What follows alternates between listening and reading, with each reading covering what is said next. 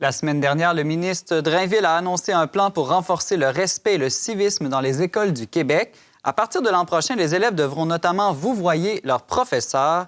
Crois-tu, Laurence Godin-Tremblay, qu'il s'agit d'une bonne idée? Bien, tu me connais, Simon, hein? En tant que chialeuse avec des tendances conservatrices, c'est sûr que je trouve que c'est une bonne idée.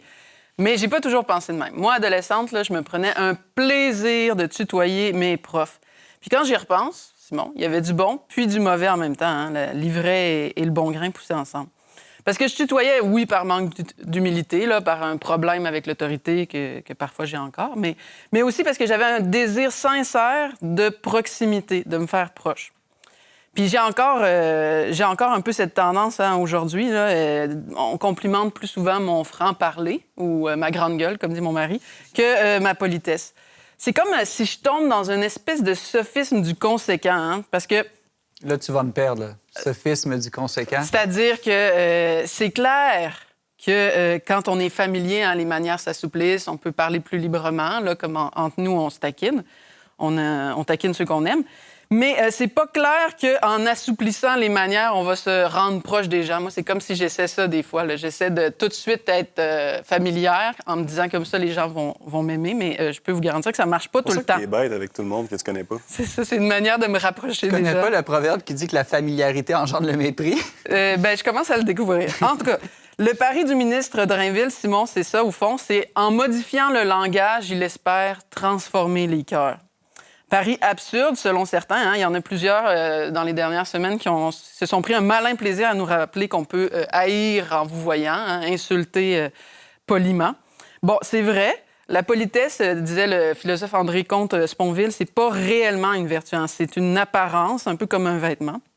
Et si l'habit ne fait pas le moine, tu le sais sans doute, Simon, alors la politesse ne fait pas la vertu. Sauf que la politesse, quand même, prépare la vertu. Croire le contraire, c'est méconnaître le pouvoir du langage. D'ailleurs, je ne sais pas si vous connaissez le philosophe chinois Confucius. On lui aurait demandé qu'est-ce que devrait faire en premier le gouvernement, si tu pouvais le conseiller.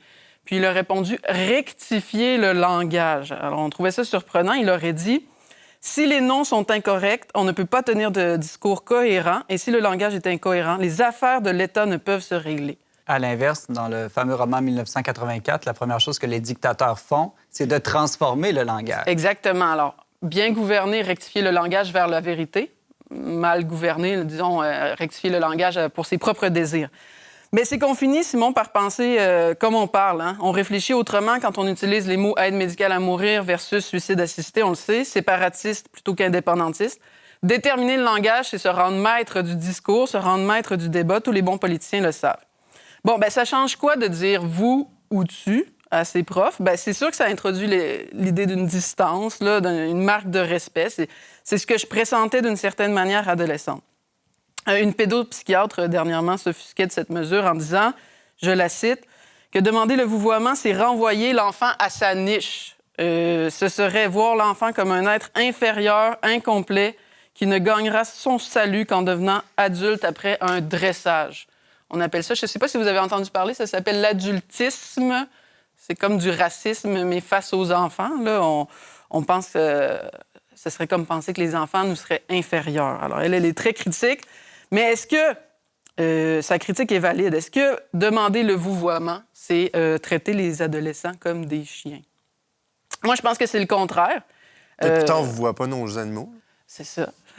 Évidemment. Ben moi, mon chat, des fois, je l'appelais Monsieur Aristote, là, mais ça, c'est une autre... C'est pour rire. Hein? C'est une autre histoire. Alors, de fait, moi, je trouve que c'est le contraire. Hein. Les animaux ne connaissent pas la politesse, puis agir sans manière, c'est se comporter un peu comme une bête.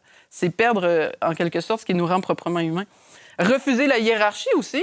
Refuser qu'il y ait des différences entre les personnes, hein, qu'un adulte est quand même plus mature, là, ne serait-ce que biologiquement dans le développement de son cerveau, mais tout ce qu'il a appris par son expérience de vie. Mais refuser cette hiérarchie-là, c'est tomber dans le désordre. Et moi, je trouve que c'est manquer à l'humanité qui se caractérise par une capacité de mettre en ordre par son intelligence. Est-ce que les professeurs vont devoir vouvoyer les directeurs, puis les directeurs le ministre? Ah, on pourrait peut-être écrire à Drainville à ce sujet-là. On pourrait peut-être aussi te vouvoyer alors que tu nous tutoierais. C'est à voir. Alors, la politesse bien comprise, ça rend libre, moi, je pense. Ça rend visible la dignité d'autrui et sa propre dignité, hein, pour tout le monde. Une autre chroniqueuse, cette semaine, cependant, demandait qu'on s'adresse à l'intelligence des adolescents plutôt que de leur imposer des règles. Elle proposait des cours sur le civisme en ligne aux jeunes. Mais je ne sais pas pour vous, là, mais moi, adolescente, il n'y a rien qui m'aurait donné le plus le goût de niaiser sur mon sel et de tutoyer mes profs que des cours sur le civisme. Ben, s'ils les amènent autour d'un lac, qu'ils leur demandent de jeter le téléphone dans le lac comme cours de civisme en ligne, moi, ça me va. Autrement, je ne suis pas intéressé. Ça serait un peu comme jeter l'anneau dans Le Seigneur des Anneaux. Exact. Alors, moi, je pense que la morale, ça dépend plus de l'habitude que de l'enseignement. Même un adulte, on le sait, moi, je l'ai vécu durant le carême, il suffit pas de lire des études sur les dommages du cellulaire pour être moins dépendant. Il faut prendre des habitudes, le laisser à l'extérieur de la chambre à coucher, l'éteindre, écouter son mari. En fait, moi, Simon, ce que je propose aux adolescents, c'est de suivre tes recommandations. C'est sûrement excellent. C'est de suivre le proverbe « fake it until you make it ». Alors, faisons semblant. Je propose aux adolescents, faites semblant d'être vertueux en étant poli. Et qui sait, vous vous surprendrez peut-être à devenir réellement vertueux. Mais tu me fais penser, Laurence, qu'on enseigne très, très tôt aux enfants à dire merci, s'il vous plaît, alors qu'ils ne comprennent pas nécessairement à cet âge-là le sens de ces mots-là. Mais à force de le dire, l'habitude se prend, puis ils entrent dans cette gratitude, cette reconnaissance que tout ne leur est pas dû. En tout cas, on l'espère.